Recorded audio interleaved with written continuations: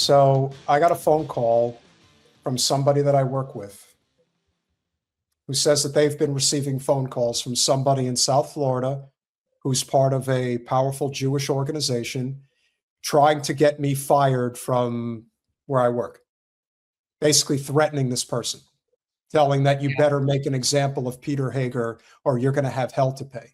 Now, thankfully, where I live and where I work in the Florida Panhandle, that type of shit doesn't fly. In South Florida, maybe it still does. So somebody from South Florida called up to your new office? Mm-hmm. Who was and started threatening them. Who was it? I'm not going to say who it is, but you're going to tell me who it is. I'm going to deal with it. We'll deal with it. I need to know who it is. Yeah. To the person who did it, because I know you're watching, you're going to be dealt with. You call up and you threaten a woman. I mean, I know that's the modus operandi of you fucking people because you have no balls. Wait, he threatened. Is that who the supervisor at your office is that he was speaking to? Okay. Correct. And apparently he got very pissed off because he tried to shake her down and she wouldn't reveal who he needs to connect with because he was trying to go as high up as possible. and to her credit, because again, this is why I love living in the Panhandle. She said, yeah, we have this thing called freedom of speech. I don't have to agree with what he says, but I'll defend his right to say what he wants. This isn't our typical piece of shit down in Miami, right? I don't know. Again, like I said, okay. I'm still getting to the bottom of all of this right now. All right. But, you know, you would think like, oh, would you react in any kind of, I'm like, listen. I think I know who it is too. And I think it has something to do with the story about the guy that's friendly with Laura Loomer. Well, he came on and made a comment on one of our videos and said, thanks for mentioning me. And then I responded to him and said, thanks for helping the algorithm. I can't say for certain or not. And I don't believe it is him. Okay. But again, you know, stop poking.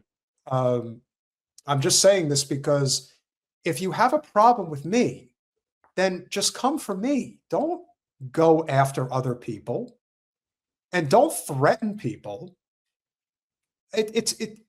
This type of shit is not going to last. Your kind is not going to last. You can kill me, but you can't kill an idea. And the idea has already been solidified. The state of Israel is on borrowed time in the United States. Yes. No, they're on borrowed time, period. They cease to exist without us. So, yes. Once it's done, it's done. What about Leslie Abramson? It's already in motion. And I'm sharing this because if anything happens to me, I just want people out there to know that I'm not suicidal, I'm not crazy, but there's always the possibility that somebody might try to do something. And if they do, again, I'm a public figure. I'm not hard to find. Somebody wants to come and get me, there's very little I could do to stop it. I'm harder to find now. Yes. That's for sure. And I'm also in a valley where everyone knows everyone, and good luck getting out of here if you were to hurt somebody in the valley. Good luck. For sure. So why do I bring this up? Where does this bring the conversation? Leslie Abramson's an amazing attorney who represented the Menendez brothers.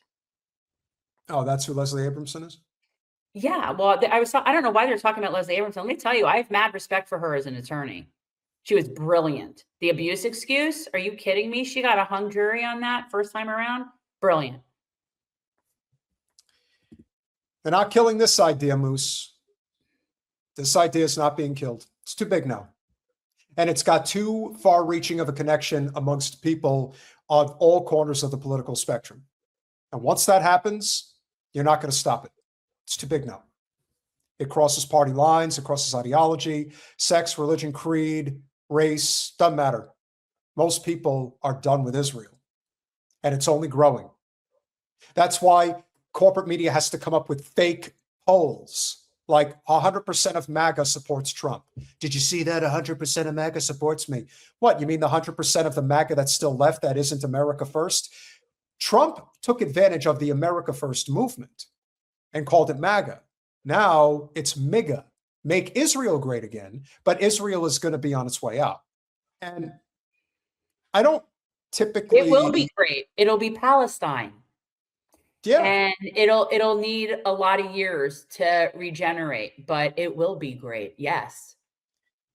So why do I, so where do we conclude this? Well, those of you who obviously know Lil Ben Shapiro, there's ones.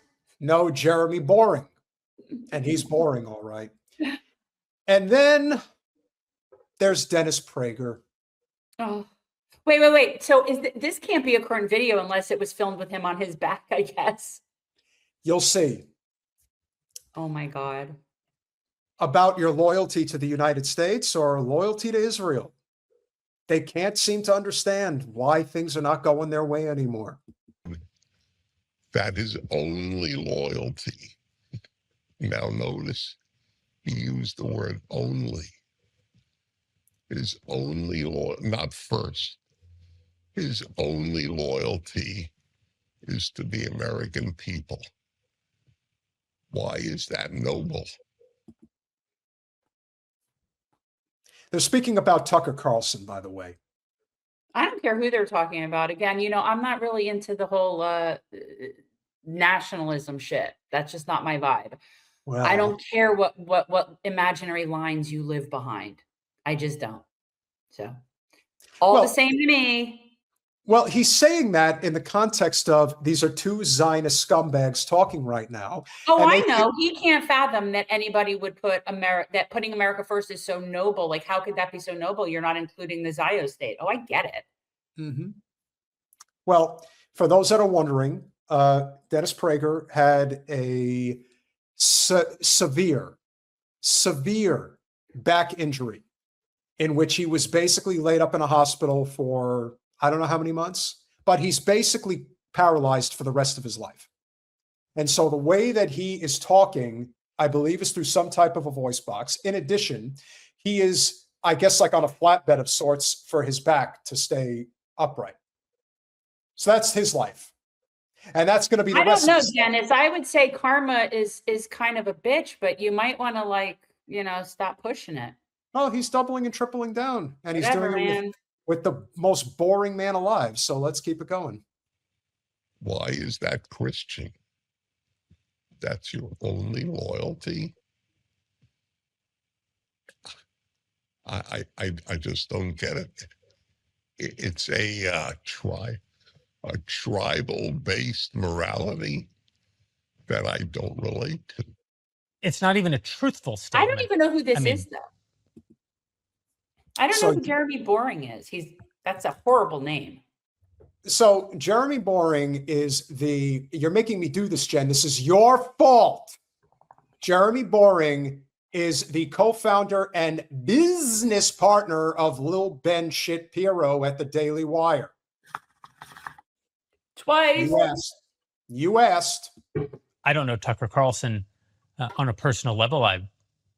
As an observer, though, he certainly has other loyalties than just to the American people. He's expressed additional loyalties. He said he has loyalty to the United States, which presumably is different than the people. He's obviously got loyalty to his family, one would assume, to his brother very publicly, very obviously. I know people who've worked for him, both at Fox and at his network. When he first started the Tucker Carlson network, he hired a bunch of Daily Wire and former Daily Wire employees. And by all accounts, he shows great loyalty to the people who work for him. So it's not his only loyalty. And I don't know why it would be good if it were his only loyalty. Like you, I'm not even altogether sure what that means or why it would be virtuous for that to be your only loyalty. But presumably one wouldn't say it unless they at least thought that it sounds like something that would be good if it were true. I don't even think it would be good if it were true, and it very plainly isn't. Well, isn't that the same as saying my country, right or wrong? I gave a brief statement to the prageru team about a week ago, and I said, you know, I'm not America first. That's pretty obvious. And can I just say,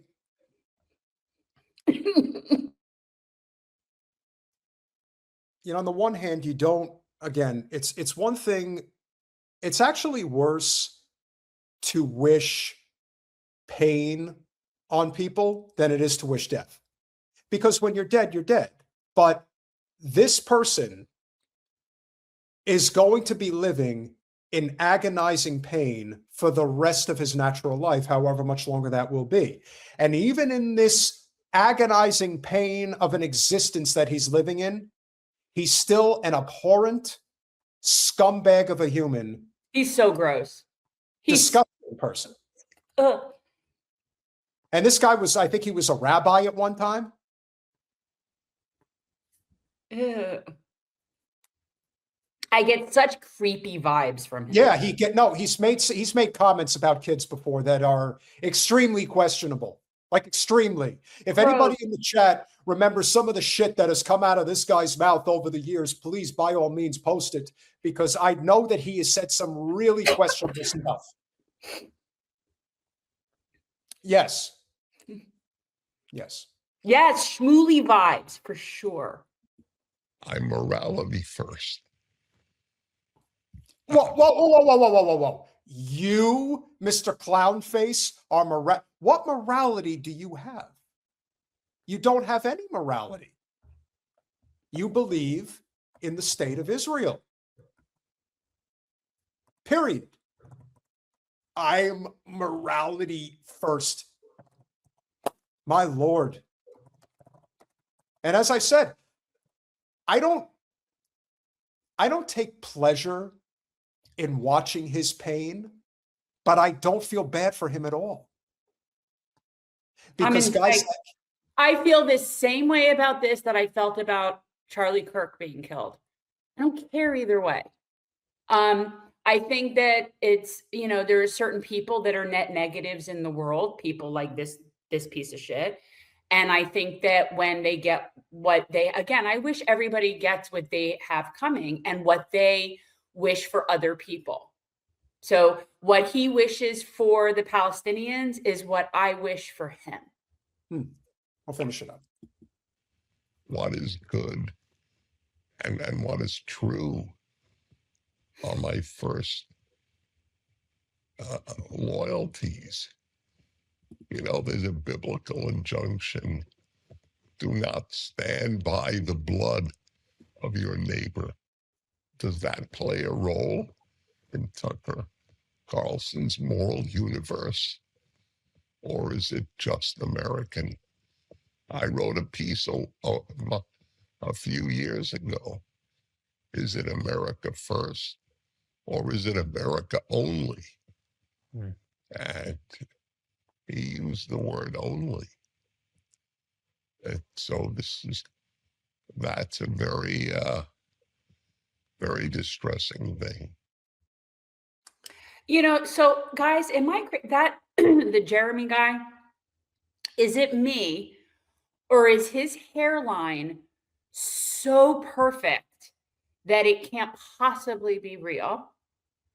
And let me know if you guys think I was imagining that. Like it was weird, like way too perfect of a hairline. Like when I look at your hairline, it has normal, like my hairline, like it's not, his hairline was it was kind of weird. His hairline is so good that I think his former partner, Lil Ben Shapiro. Oh my God, you just cannot help yourself. Okay. Think it's better than me, Paul? Do you think you think you're hanging here all day, you're higher than me, you're better than me? Yeah, well, I don't miss you. You're not. I'm a fighter. I can think. Yeah, you are not better than me at all. Yeah, I'll teach you. Well, he's talking with him.